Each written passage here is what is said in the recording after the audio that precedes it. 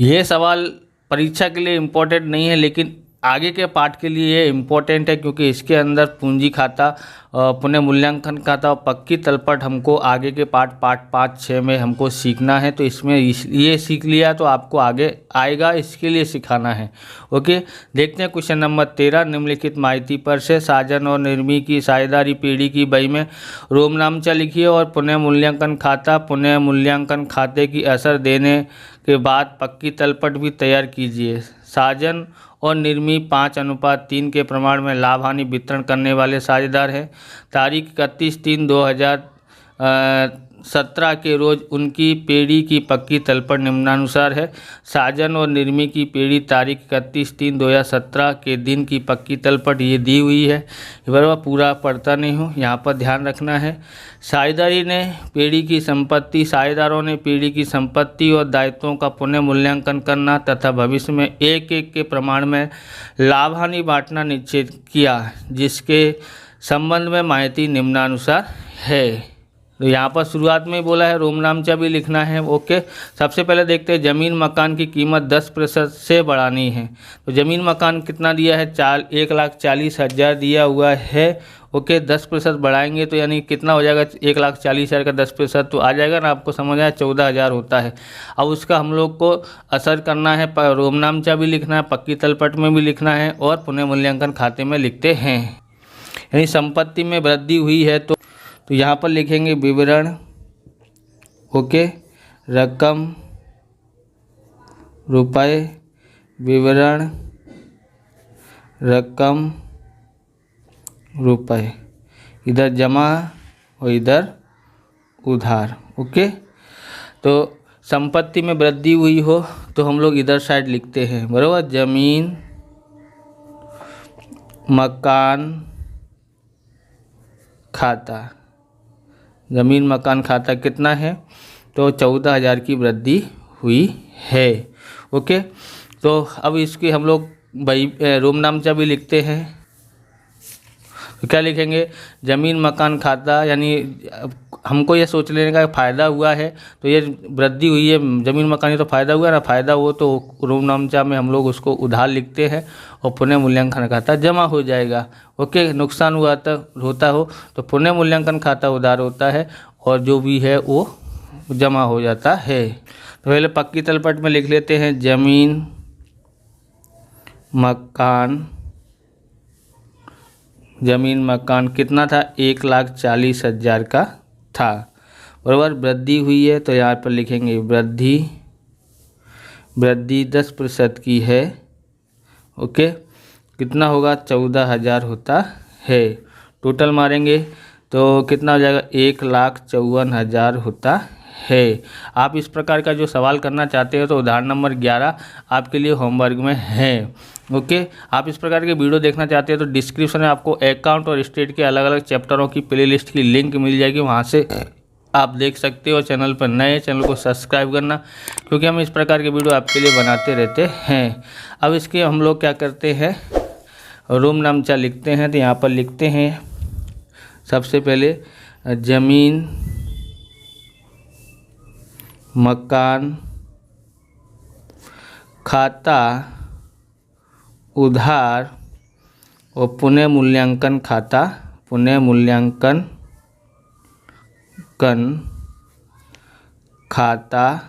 खाते का कितने की वृद्धि हुई थी, 14,000 की, तो 14,000, यहाँ भी 14,000 लिखते हैं। अगला देखते हैं, दूसरा है यंत्र और फर्नीचर की कीमत में 40% की कमी हुई है। तो कोई यंत्र भी अलग दिया है, बराबर, 80,000 है और फर्नीचर 30,000 है। कितने की कमी की है, 40% कमी की हुई है। तो इसका 40% कितना होता है, 4×8=32। ओके, तो कितना हुआ, 32,000 होता है। और इसका 4×3=12, यानी 12,000 इसका होता है, बराबर। कमी कहाँ लिखी जाती है, तो कमी पुनः मूल्यांकन के, यानी हमको नुकसान हुआ तो कहाँ लिखा जाएगा, उधार साइड में, पुनः मूल्यांकन खाते के उधार साइड में लिखते हैं। तो दोनों की हम लोग एंट्री करते हैं। तो पहले हम लोग यहाँ लिख देते हैं। ओके, यहाँ हम लोग क्या लिख देते हैं, रोमनामचा। ओके, ये पहला था, ये दूसरा। तो अब यहाँ पर देखो नुकसान हुआ है तो पुनः मूल्यांकन खाता क्या आएगा, पुनः मूल्यांकन खाता उधार हो जाएगा, खाता उधार। ओके। और कौन कौन सा था, यंत्र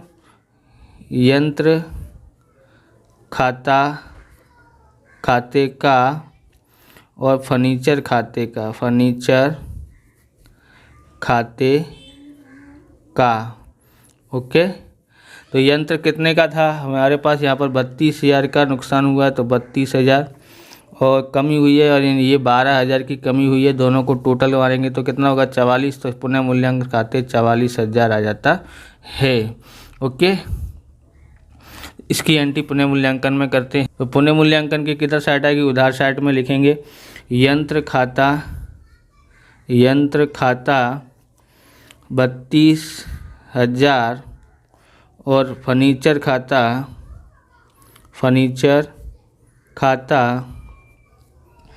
12,000। अब इसकी असर कहाँ देंगे, पक्की तलपट में देंगे। तो यहाँ लिखते हैं फर्नीचर, यंत्र पहले लिखते हैं यंत्र। ओके। कितना है, 80,000 का यंत्र है। ओके। उसमें क्या हुई है, कमी हुई है, तो कमी लिखेंगे यहाँ पर पक्की तलपट में। कमी कितने की हुई है, 32,000 यानी 40% की कमी हुई है। जो 32,000 होता है, कितना होता है 32,000, कितना बचेगा, यानी कि 48,000 बचता है। ओके। अब यहाँ पर फर्नीचर का लिखते हैं, फर्नीचर कितने का है, फर्नीचर है हमारे पास 30,000 का। ओके।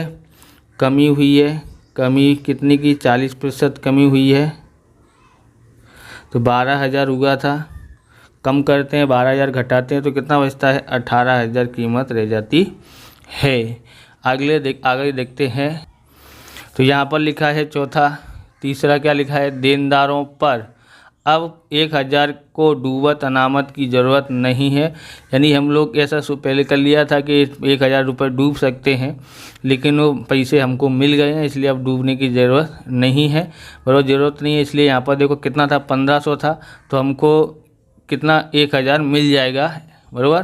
तो यानी कि हमको क्या हुआ, फ़ायदा हुआ है। जो हमने डूबत ऋण अनामत रखा था, बोले उसमें से 1,000 हमको मिल सकता है, इसलिए ये फ़ायदा हुआ होगा तो पुनः मूल्यांकन खाते के कहाँ पर जाएगा, जमा में जाता है। और इधर है ना देनदार में क्या बोलते हैं, 1,500 नहीं घटाएंगे, अब सिर्फ 500 घटाएंगे, क्योंकि 1,000 हमको इसमें से मिल जाएगा।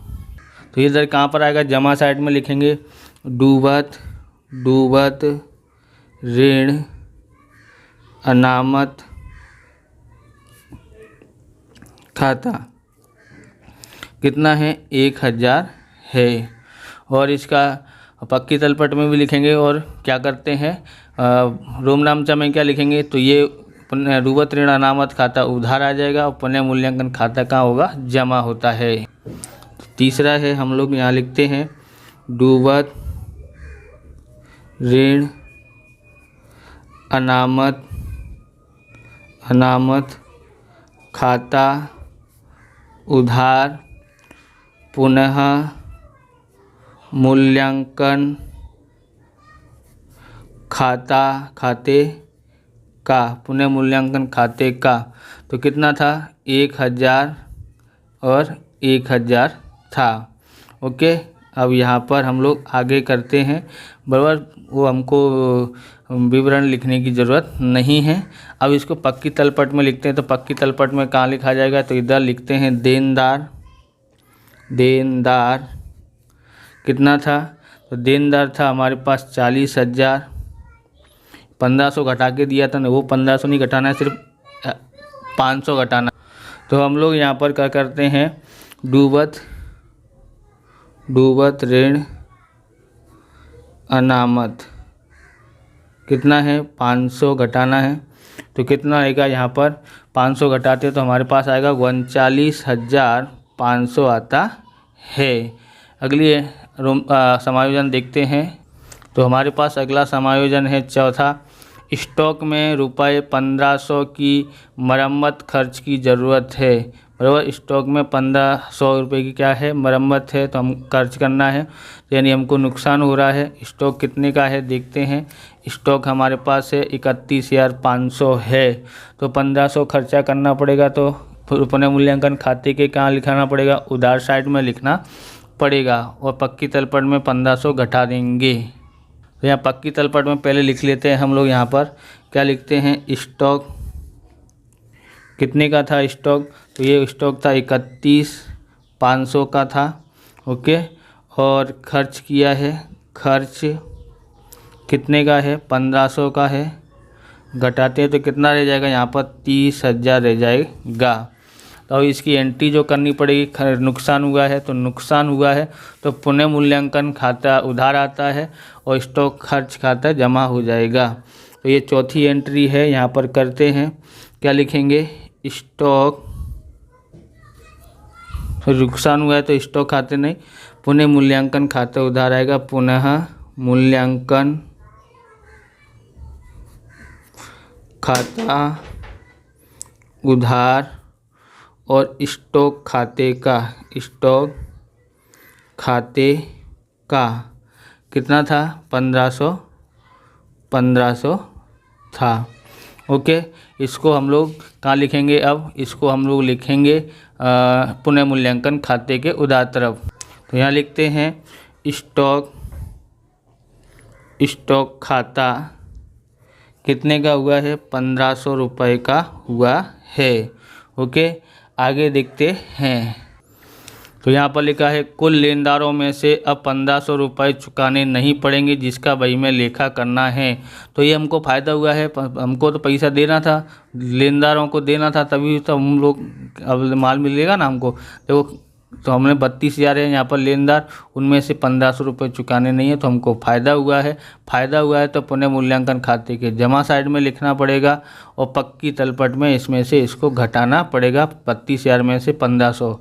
ओके, तो एंट्री करते हैं। यहाँ पर फ़ायदा हुआ है तो जमा साइड आएगा, लेनदार खाता कितने नहीं चुकाने हैं, तो 1500 नहीं चुकाने हैं, पहले यहाँ पर किया है। अब इसमें हम लोग बही में लिखें तो कहाँ पर लिखेंगे, रूम नामचा में लिखेंगे तो कहाँ लिखेंगे, तो लेनदार खाता उधार पुनः मूल्यांकन खाते का। तो 5वीं एंट्री है, लेनदार खाता उधार पुनः मूल्यांकन खाते का, बराबर कितना है, तो है 1500। ओके, 1500। ओके, अब हम लोग इसमें पक्की तलपट में लिखते हैं। तो लेनदार कहाँ लिखा जाएगा, तो यहाँ पर लिखते हैं लेनदार। ओके, लेनदार लिखते हैं। लेनदार कितने का है, 32,000 का है, तो नहीं चुकाने पड़ेंगे, नहीं देने पड़ेंगे, यानी कि नहीं चुकाना है तो माइनस करना पड़ेगा, नहीं चुकाना। ओके, 1500 घटा देते हैं तो कितना आता है, 30,500 आता है। आगे देखते हैं। तो चुकाना बाकी खर्च 10,000, तो देखोगे तो हमको भी चुकाना बाकी, यानी हमको देना पड़ेगा, तो ये हमारे लिए नुकसान है। अप्राप्त आय 2,000, यानी कि ये अब ये मिली नहीं है, ये आय है हमारी पर मिली नहीं, मिलेगी, बराबर, इसलिए ये बराबर, तो ये हमको फ़ायदा है। तो इसको पुनः मूल्यांकन के उधार तरफ और इसको पुनः मूल्यांकन के जमा तरफ लिखते हैं। तो यहाँ लिखते हैं, यहाँ पर चुकाना बाकी खर्च, क्या लिखेंगे, चुकाना बाकी खर्च खाता कितना है, 10,000 है, और इधर आएगा अप्राप्त आय। ओके, 2,000 है। इसकी एंट्री करेंगे, पहले इसकी एंट्री कैसे करेंगे, चुकाना बाकी खर्च खाता क्या आएगा, ये जमा में आएगा, और पुनः मूल्यांकन खाता उधार आएगा, और ये ये अप्राप्त आय खाता उधार और पुनः मूल्यांकन खाता जमा आएगा, और पक्की तलपट में भी लिखते हैं। तो पहले रूम नामचा लिखते हैं। 6ठी एंट्री है, क्या है, पुनः मूल्यांकन खाता उधार, पुनः मूल्यांकन खाता उधार और चुकाना बाकी खर्च खाते का। कितना है? 10,000 है। कितना है? 10,000 है। ओके, आगे लिखेंगे 7वीं एंट्री। क्या लिखेंगे? अप्राप्त आय, अप्राप्य आय खाता उधार और पुनः मूल्यांकन खाते का। पुनः मूल्यांकन खाते का कितना है? तो 2,000 है। 2,000 है। ओके, अब हम लोग इसको पक्की तलपट में लिखते हैं। तो पक्की तलपट में कहाँ लिखा जाएगा? तो उधार साइड में लिखा जाएगा। ये यहाँ लिखते हैं चुकाना बाकी खर्च खाता उधार, चुकाना बाकी खर्च खाता। ओके, कितना है? तो 10,000 था। और अप्राप्य आय यहाँ लिखा जाएगा। लिखेंगे अप्राप्य आय 2,000 है। अगला समायोजन देखते हैं। 7वां है विनियोगों को उनकी बाजार कीमत पर दर्शाना है। तो विनियोग कहाँ पर लिखे हैं? तो विनियोग ये लिखे हैं 20,000 है। यहाँ पर देखोगे तो 20,000 है, पर बाज़ार कीमत कितनी है? 18,000 है। यानी बाज़ार कीमत 18,000 है, 2,000 की कमी हुई। तो कमी हुई तो कहाँ लिखा जाएगा? पुनः मूल्यांकन के उधार साइड में लिखा जाएगा और पक्की तलपट में 20,000 में से 2,000 घटाया जाएगा। ओके, लिखते हैं। तो इधर लिखते हैं यहाँ पर विनियोग खाता उधार, विनियोग खाता उधार साइड में लिखेंगे कितना कमी हुई है? 2,000 की। और इसकी एंट्री करते हैं रोम नामचा में। तो यहाँ पर लिखेंगे, यहाँ 8वीं एंट्री है। ओके, पुनः मूल्यांकन खाते उधार, पुनः मूल्यांकन खाते उधार और विनियोग खाते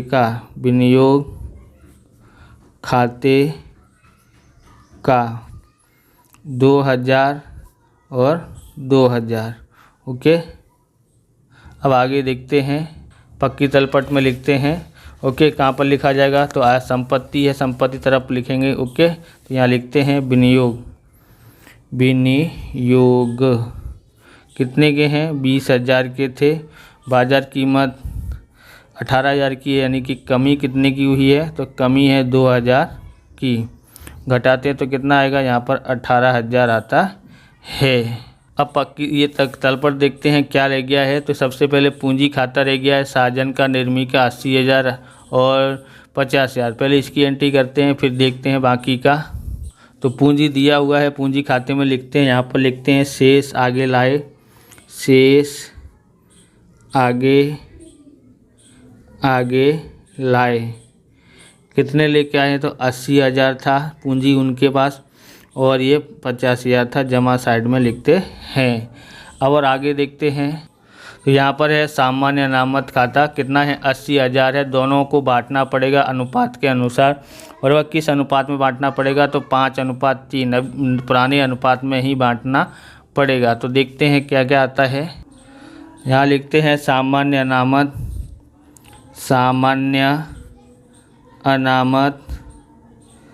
बराबर 5:3 है। 80,000 को बांटना है तो यहाँ पर हम 80,000 में भाग देते हैं। सामान्य अनामत 80,000 था, उसमें 5 और 3 8 से भाग देंगे तो 10,000 आता है। 5 से गुणा करेंगे तो 50,000 इसके पास और 30,000 इसके पास हो जाता है। इसका भी हमको एंट्री करना पड़ेगा, तो इस रूम नाम से लिखना पड़ेगा। तो लिखते हैं। सॉरी, यहाँ पर भाई भजन मंडली चालू रहती है तो वीडियो बनाने में बहुत तकलीफ होती है। जब चाहे गाना चालू हो जाता है, तो आप समझ लेना थोड़ा। सामान्य अनामत खाता, ओके, सामान्य अनामत खाता उधार। और कौन कौन है तो साजन, साजन के पूंजी खाते का निर्मी, निर्मी के पूंजी खाते का कितना है 80,000 है, और यहाँ पर 50,000 और 30,000 है। ओके, अब हम लोग आगे देखते हैं, लाभ हानि को देखते हैं। तो लाभ हानि दिया है, लाभ हानि खाता लिखा है 48,000 है, उधार साइड में लिखा हुआ है।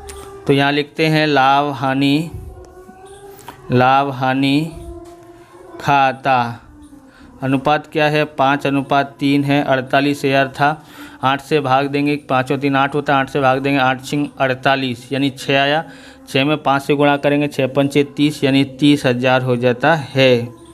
ओके, और 6,000 में 3 से गुणा करते हैं तो 18,000 हो जाता है। तो इसकी एंट्री हम लोग रोमनामचा में करते हैं। तो यहाँ हम लोग करते हैं 10वीं एंट्री है। ओके, सामान्य अनामत हमने लिख लिया है, लाभ हानि खाता, लाभ हानि खाता उधार 48,000 और साजन, साजन के पूंजी खाते का 30,000 और निर्मी, निर्मी के पूंजी खाते का 18,000, 18,000। ओके, हम लोग आगे देखते हैं और देखते हैं पक्की तलपट में क्या रह गया है। तो इस दोनों ये हो गया हमारा 12% की लोन 70,000 है, और लेनदार हो गया देनी हुंडी, 2 जन की बाकी है, दोनों को हम लोग लिखते हैं। तो पक्की तलपट में लिखना बाकी है, यहाँ पर लिखते हैं 12% की बैंक लोन, बैंक लोन कितना है 70,000 है। और क्या है देनी हुंडी है, देनी हुंडी कितनी है, देनी हुंडी 10,000 है। ओके, आगे देखते हैं। देखो इधर संपत्ति में देखते ज़मीन का हो गया, यंत्र का हो गया, फर्नीचर का, विनियोग का भी हो गया, देनदार का भी हो गया, स्टॉक का भी हो, रोकड़ शेष बाकी है 30,000, इसका भी लिख देते हैं। तो यहाँ लिख देते हैं हम लोग रोकड़ शेष, रोकड़ शेष कितना है, रोकड़ शेष है 30,000 है। ओके, तो सब एंट्री हो गई है। अब हमको यहाँ से स्टार्ट करना है। यहाँ पर सबसे पहले देख लेना है किधर का टोटल ज़्यादा हो रहा है। तो हमने यहाँ पर टोटल मान लिया है, कितना है टोटल, तो यहाँ का टोटल है, यहाँ पर थोड़ी जगह रख कर करते हैं। यहाँ पर कितना आया था 57,500 आया था, बराबर 57,500 इधर साइड का ज़्यादा है, किधर साइड का, यहाँ का। तो इसलिए जो भी हमने यहाँ पर निकाला कितनी कमी हुआ था 39,000 की कमी हुई है। तो ये हमारी क्या हुई है हानि, क्या हुई है हानि हुई है, हानि हुई है। तो हम लोग बांटेंगे किस अनुपात में 5:3 में। ओके, 5:3 में बांटते हैं साजन और निर्मी। तो मैं देख लेता हूँ, पहले कैलकुलेशन कर लेता हूँ। तो इसके भाग में आता है 24,375 और 14,625 आया है। ओके, इनकी हमको एंट्री करनी पड़ेगी कहाँ पर, पूंजी खाता में, और वो क्या बोलते हैं उसमें भी करना पड़ेगा, रोमनामचा में। तो यहाँ लिखते हैं साझेदारों की पूंजी खाते में क्या लिखेंगे, यहाँ पर पुनः मूल्यांकन खाता, ये हमारी क्या है हानि है, हानि है, इसलिए हम लोग यहाँ लिखेंगे 24,375 और यहाँ 14,000 कहाँ से लेके आए हैं, पुनः मूल्यांकन खाते से लेके आए हैं, बराबर। अब यहाँ पर टोटल हम लोग देखेंगे तो हमको पता है ना किधर का टोटल ज़्यादा है, तो इधर का टोटल ही ज़्यादा होता है। ओके, टोटल मान लेते हैं कितना होता है, तो मैं कैलकुलेशन कर लेता हूँ। तो मैंने कर लिया है, यहाँ पर आया है इनका, इसका टोटल 1,60,000 होता है। इसका होता है 98,000 होता है। ओके, और हम लोग यहाँ पर खोजे हैं कितना है यहाँ पर अंतर की रकम, तो यहाँ पर है 1,35,625 है और यहाँ पर 83,375 है। ओके, तो इसको क्या लिखेंगे, शेष आगे ले गए, शेष आगे ले गए। ओके, तो इसका टोटल कितना है 1,60,000 है। ओके, तो इसका है 98,000। ओके, इसको कहाँ ले जाएंगे, पक्की तलपट में लिखना पड़ेगा। ओके, पहले इन दोनों का रोम नामचा लिख देते हैं और इसको पक्की तलपट में पूंजी खाते में लिख देते हैं। तो यहाँ पर 11वीं एंट्री लिखते हैं, क्या आएगा यहाँ पर, साजन के पूंजी खाता उधार निर्मी के पूंजी खाता उधार पुनः मूल्यांकन खाते का कितना था, 24,375 था और 14,625 था। यहाँ कितना आया है, 39,000 आता है। ओके, तो हमने ये एंटर कर दिया है। अब उसको कहाँ लिखेंगे, पक्की तलपट में। पक्की तलपट में लिखते हैं पूंजी खाता लिखते हैं। कितना लिखना पड़ेगा यहाँ पर, साजन और निर्मी कितना था, 1,35,625 था और इसका 83,375 था। टोटल कितना आएगा दोनों का, 2,19,000 आता है। बाकी हमने सब लिख लिया है। इसका टोटल हम लोग कर लेते हैं, कितना टोटल आता है। तो हमने इसका टोटल कर लिया है, कितना आया है, तो दोनों साइड का टोटल जो आया है कितना आता है, 3,39,500 आता है, बराबर, 3,39,500 आता है। इस प्रकार से ये वीडियो पूरा होता है। अगर आपको हमारा वीडियो अच्छा लगे तो लाइक करें, शेयर करें, कमेंट करें, चैनल पर नए चैनल को सब्सक्राइब करें। मिलते हैं नेक्स्ट वीडियो में। जय हिंद, जय भारत, वंदे मातरम।